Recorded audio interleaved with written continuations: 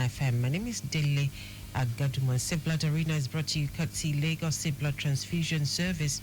And here on this program, we inform you. It's basically an advocacy program where we inform you about the process that your blood undergoes from the moment when you're bled, which is when you go to any of the primary health centers or the general hospital to donate blood, and then the process of the screening and you're getting your weight, getting certain information about you up until the time it is transfused into another living human being. That is what we discuss here on this program on St. Blood Arena. And if you have missed any edition of the program, please just go to our YouTube channel, Traffic Radio 961, and you can watch any of the back episodes to get more information about, to get all of your questions answered. Again, my name is Dele Agadumo, and on the program today, as usual, I have my guests, and of course, let me start with Taiwo. How are you doing today? Good evening. Good evening. Happy holidays. Yeah, happy holidays to you too. All right, thank you. And of course, our guest is a medical lab scientist. He's MLS Ononeye Olumuyiwa.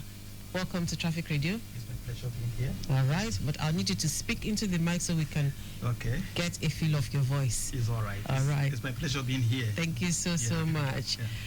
So today on the program, we're discussing the role of monitoring and enforcement in blood safety. Remember, we have talked about blood safety and blood security on this program. So today, we're taking a look at the role of monitoring and enforcement. For those of you who have been asking questions about what do they even do with the blood gone? How do they, when they collect my blood, what do they do with it? What process does it undergo? Everything. So we are here today. Well, the MLS is here today to answer. I'm not going to answer the question. He's going to be answering the questions. But before then, a quick look at the roads. The roads are looking very good. Okay, scanty, kind of, in some places. The K2 asks this, for those of you coming from Mile 12 inward K2, you have a very, very good ride on the service lane and on the main carriageway. But at K2, at the pedestrian bridge, that's K2 bus stop, you'll be experiencing, just slight bus-stop activities, and that's due to the activities of the yellow buses. On the return journey, those coming in from Tipper Garage, inward K2 to connect Mile 12, you have a good drive. It could get slow slightly on the main carriageway, but nothing to worry about at all. But it's still good. And Latif Jakonde will have a good one. Obafemi Awolowo is also good. That's from Coca-Cola all the way to Allen Junction, and the return journey also looks good. Ojota from K2 inward Odoyalaro will have a good one as well. So you have absolutely nothing to worry about today. It's a public holiday. I'm sure so many people are taking it easy on the road. At home. I wish I could just do that right now. But we're here. All right, so let me start with MLS. Yes. What does monitoring and enforcement entail? And then how does it affect blood safety in Lagos State? Lagos State is a case study, so. It's my pleasure being here. All right. Yeah. Monitoring and enforcement is a unit. Okay. Under the LSBTS, Lagos State Blood Transfusion Committee. And the purpose why it was set out is to ensure that all the expected procedures, data rules that have been given to all the registered, accredited facilities, because if you look at it from the inception, Lagos State was a creation of the law. Yes. And one of the responsibility is to be responsible for registration, accreditation, and always monitoring the activities of all these private facilities and public facilities as well. Now, when you look at the population of Lagos State, you see there is a very large population. And on this basis, we have huge responsibility at hand. Yeah. Definitely concentration of public and private facilities are all over Lagos State. Yeah. And definitely the set out guidelines, rules prepared by the LSBTS for their activities to be effectively carried out. There is need for them to have that unit, okay, which is the monitoring and enforcement unit. Okay. on that basis, in their little capacity, LSBTS have been doing a very fantastic job. Okay. They have been able to go around the whole Lagos state in carrying out this responsibility on with the monitoring and enforcement unit. All right. As their tool. And based on the laid down rules, the SOP, standard operating procedure that are expected of them, and the guidelines that were produced by the LSBTS. So they will go out with the checklist and start looking at all these registered, accredited facilities.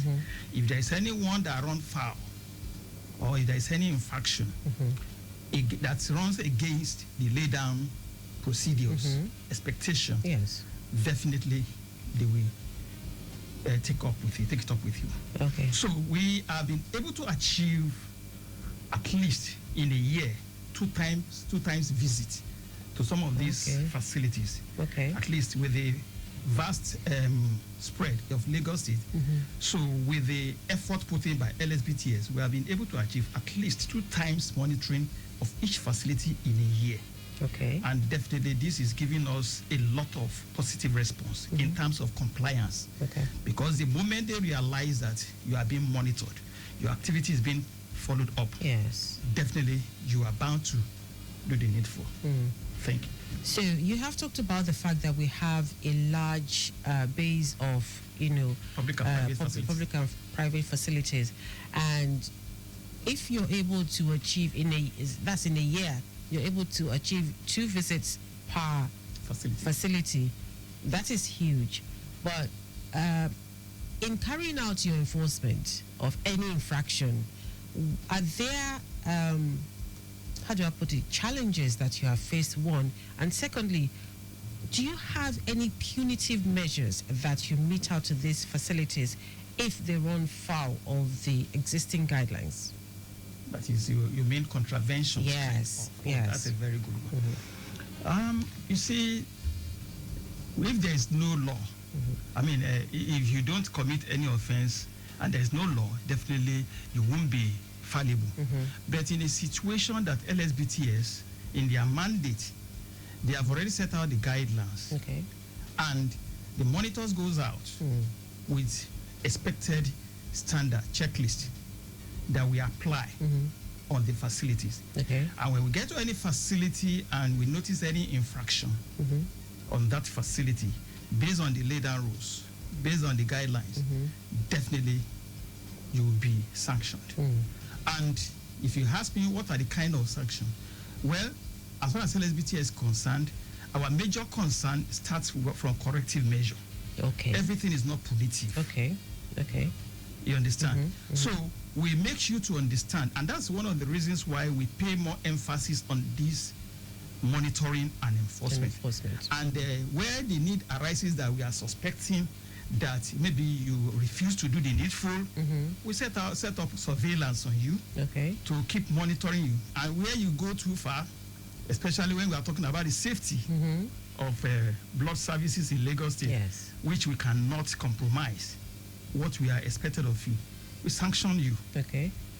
We sanction you. So that's just the language. Definitely, we have various contraventions. And this contravention may be from the area of finding you to be practicing quackery. If you are practicing quackery, maybe you are not qualified doing what you are doing, sanction.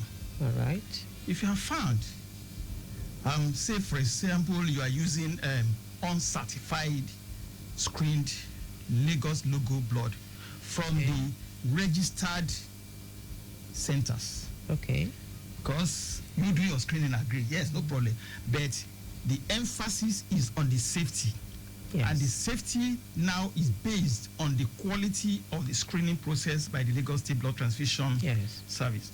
Therefore, they have registered, accredited centers that are involved in all this screening. So if you run contrary as well, found not using such, not doing that process, that is not using logo blood, in fact, it's a severe penalty.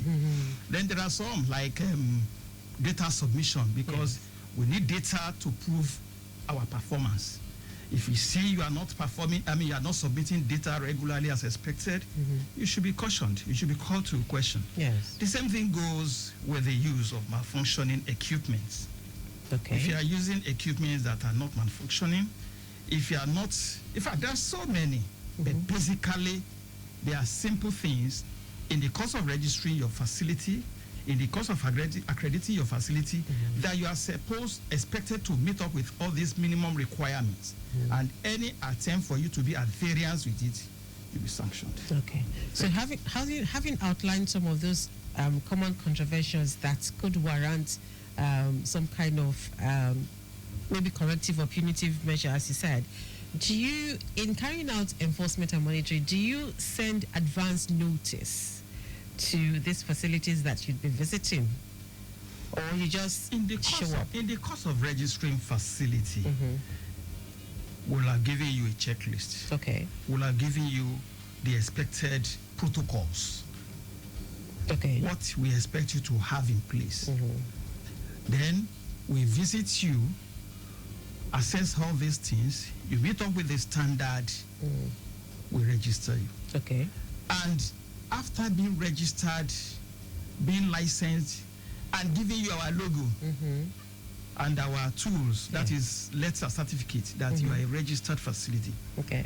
There is now need for us to start monitoring the activities that's going on in that practice. Okay. To ensure that you are in compliance with the set goals, the rules, the arrangement, what we agreed on. So on that basis, you already have the expected standard with you. So any attempt to get there, we are not seeing all these things. Definitely, you have questions to answer. So these are the things we do on the field. So busy can show up without notice. Oh, sure. Okay. Notified.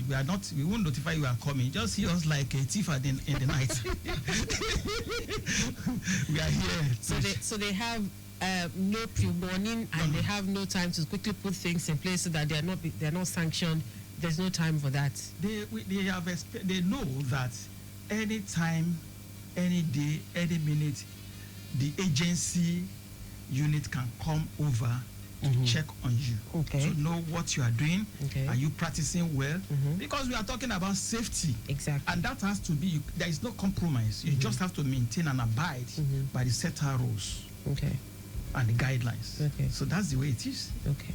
So for some of those agencies, when you get there, when you pay your routine visit for inspection or for monitoring, when you get there and you find that, okay, certain agencies or certain institutions, facilities are not following through with the level of compliance that is expected of them, what happens? Are they shut down, or are they halted? The activities are halted for a while until those things are put in place, or what? Because as you said, we're talking about safety here.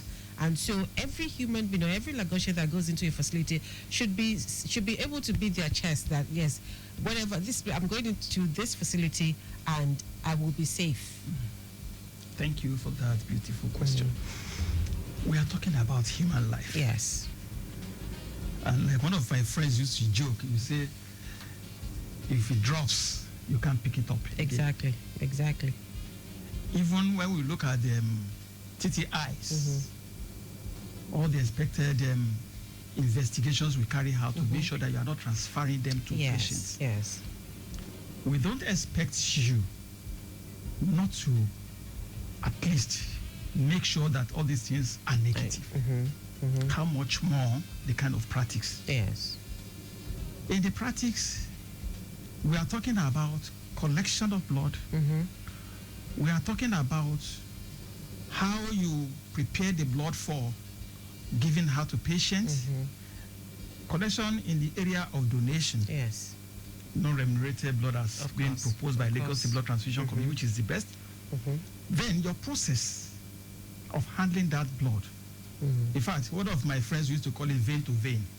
Okay. Now, if there is anyone that is faulty, it can compromise the essence, the purpose, what you are trying to achieve. It may not be pre-donation, We could have pre-donation crisis. Yes. We could have even post-donation, even intra-donation crisis and post-donation crisis. That is where immovigilance comes in. Okay. So definitely all these measures are supposed to be abided with all the necessary deserving standard to be abided with. Right. And any attempt, is it cross-matching that you want us to take lightly? Is it the grouping of the patient? Talking of the handling, cold chain system. So all these things will surely have effect on the recipient, and that's what we are trying to guide against. Every life is very valuable, and I don't think Lagos State government in their policies are joking with the life of their citizens. So that's one of the reasons why they have that kind of a body, LSBTS as a body, to be on ground to ensure standard international best practice standard. The guidelines, the standard operating procedures are in place. Even where need be, they even bring in training and retraining of practitioners to ensure that the set out guidelines you are abiding with you. And definitely every facility in Lagos State, based on the training you are given, you are expected to have a uniform standard presentation. And definitely that is what you expect. Okay. Mr. Governor will not be happy to hear any compromises anyway. You are gone. So that's just it. So as a medical lab scientist, you've been carrying out monitoring and enforcement for a while. So have you, in your work as a monitoring and enforcement agent, so to speak, have you had cause to speak with people who are interested in donating blood but still have questions? Yes, it's still part of our calling, because it all cuts across. It's a gospel. Yes. Because even at my age, I still donate sometimes. Okay. When the need arises, because we may not know when you have need for that blood. How much more to talk of availability of rare groups. So definitely, when you look at Lagos State today with almost 25 million population, and the number of blood being donated is far low.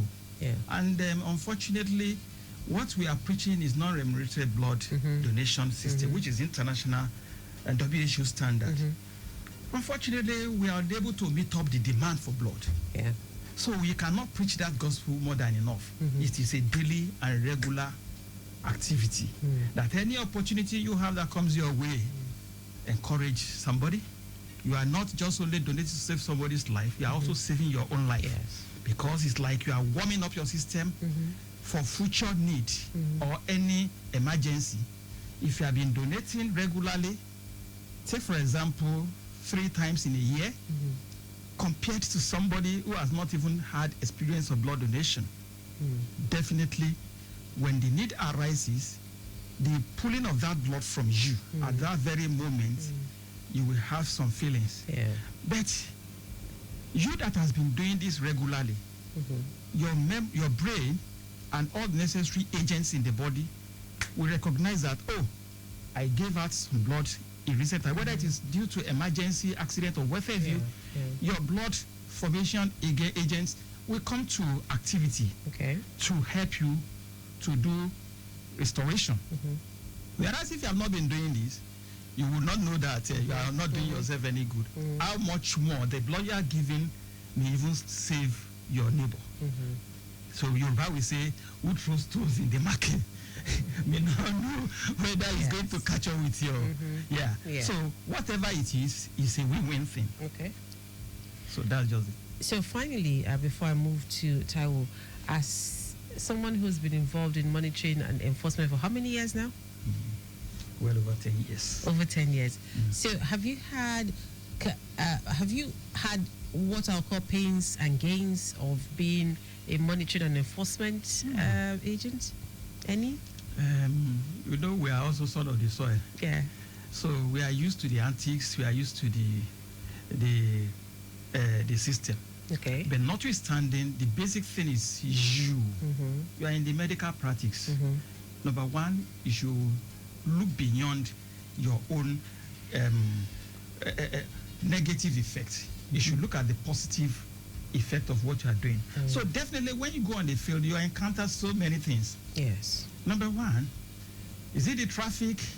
Is it even the people that you are meeting sometimes in the field that you have to use wisdom when you are attending to them or trying to take all the necessary infractions? And then definitely people in Lagos or anywhere in the country, nobody likes to be penalized. And then while we go on the field, we wouldn't even bother doing any penalty. We use maturity to make you to come to understanding that, look, this is not what we expected of you. So it has become part of our working system. Okay. So maturity is there, and I believe we have been overcome. There was a time we used to go around with the police. Yes. But some of us told them that we don't even need it. But however, yes, the hazard is there. But notwithstanding, because we are used, we are experienced, and then we are used to all these things. We know how we handle them. And mind you, when you are even talking to this fellow practitioner, you make them to understand what we are doing. We are not trying to do it in the way that we want to wield the big stick, but we are just trying to ensure that you are doing the right thing. Okay. So all those negativity sometimes may not be there. Because by the time they see the way we handle them, based on the experience of the training of the monitors, they will also agree with that, oh, I've run against the set out guy standard. So LSBTI is doing very well because the people, the team, most especially the ES, the team that are working with her, in fact, they are very, very compliant and dedicated to the job. Okay. And maybe because of the kind of person the ES is too, you know, she's a passionate and energetic lady. So, and she's very open. So definitely, she gives you enough room to put in your best, and we are getting good result. Okay. We are getting good result, and I give it to her. I give it to Lagos State government because it's not easy to really identify such a potential. Yes. And then it's a win-win to us in Lagos. And I believe we still have a long way to go in terms of achievements and making sure that this set out rule for safety in blood we will one day. In fact, Lagos has been the model for Nigeria. Yeah. Because if there is no state in Nigeria that is at that level of Lagos performance, and this is because of the team of the people that are working in the agency, and I give it to them. Okay. Maybe even this program we are doing is part of the advocacy that will launch us further. Because when people get to know about what is going on, where they need arise, you see something, say something, it is helping us to improve on the safety we are all preaching about. Thank you. Thank you very, very much for all of the questions. Well, I have been speaking with MLS Ononeye Olumuyiwa. He's been answering questions concerning enforcement and monitoring. Tai will quickly. Time is almost fast spent. What more do I need to say? Yeah, well, not much. Yes, but let's just glance through blood transfusion safety for Lagosians, what LSBTS is doing in that regard. Thank you so much. What Mr. Onone has said so far, MLS Onone has said so far has covered virtually everything. And what I just want to emphasize is some of the gains. He mentioned one, and I want to reiterate it. Okay. Elimination of quackery. Yes. It is a major gain. You know, sometimes we underplay these things until when something bad happens and everybody is now running after who did this, who did that. You know, but when there is constant and regular monitoring and enforcement, when you know you don't have the certificate, when you know you're not qualified, you know they can come in anytime. You're not going to go there. Yeah. And that's a major gain that, you know, this unit has brought to Lagosians, the safety of blood and the blood services in Lagos. Okay. Because once you eliminate people that are not trained, are not qualified, are not certified and licensed to operate blood banking services, then it's easier for you to get, you know, safe blood to Lagosians. You know, so that's one of the things that, you know, Lagos State Blood Transfusion Service does with the support of Lagos State government. Okay. Tremendous support, absolutely. Okay. You know, so you know, we say thank you to everybody, to the government, to Mr. Governor, to the Executive Secretary, to the Honorable Commissioner, Thank you all so much. To the permanent secretary. To the permanent secretary also, yeah, definitely.